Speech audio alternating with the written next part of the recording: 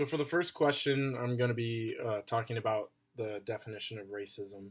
And my definition of racism is when you meet somebody and you see their race and you make a judgment based on a stereotype about them, whether it's about their culture, whether it's about where they come from, whether it's about what kind of jobs they have, what they do, something like that, that you discriminate them against and you separate yourself from them and you see yourself as superior and they are inferior.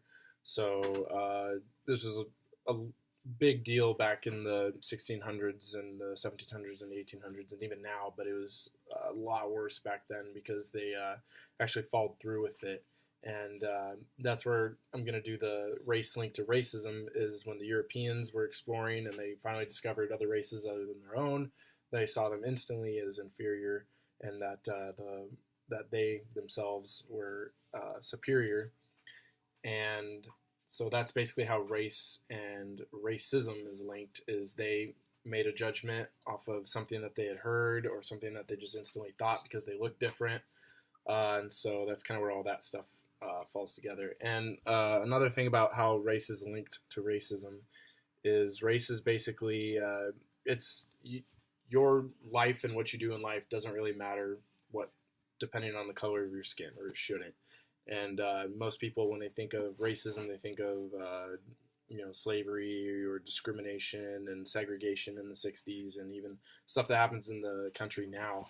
But a lot of it is basically how you first meet somebody, and you make a judgment, and then you basically separate yourselves from them, and that's kind of it. But the next question is describing the slave codes. And the slave codes were made in the 1600s, and it basically separated the indentured servants who were sort of not really getting paid, but they were going to be released in a long time, and they were a little bit better off than the slaves. And they eventually, it was more like a prison sentence than just slavery. So the indentured servants and the slaves had separate codes and separate morals and separate rules created by their masters, or whatever you would call it, and it made it so that the indentured servants were still servants and still had to serve their masters or whatever and do their hard labor and whatnot, but they were given better things than the slaves. So the slaves, it basically separated them socially by making it so that there were ground rules on what you could and could not do.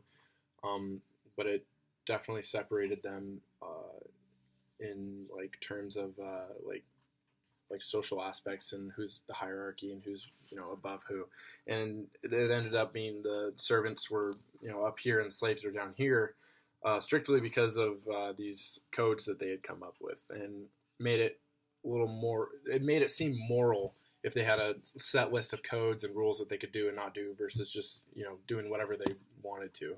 So it probably made the masters feel a little bit better about themselves about what they were doing, but hopefully they still knew in the long run that it wasn't okay. But so that the servants knew that they were above the slaves, and the slaves knew that they were underneath the servants socially, morally, the way they were treated.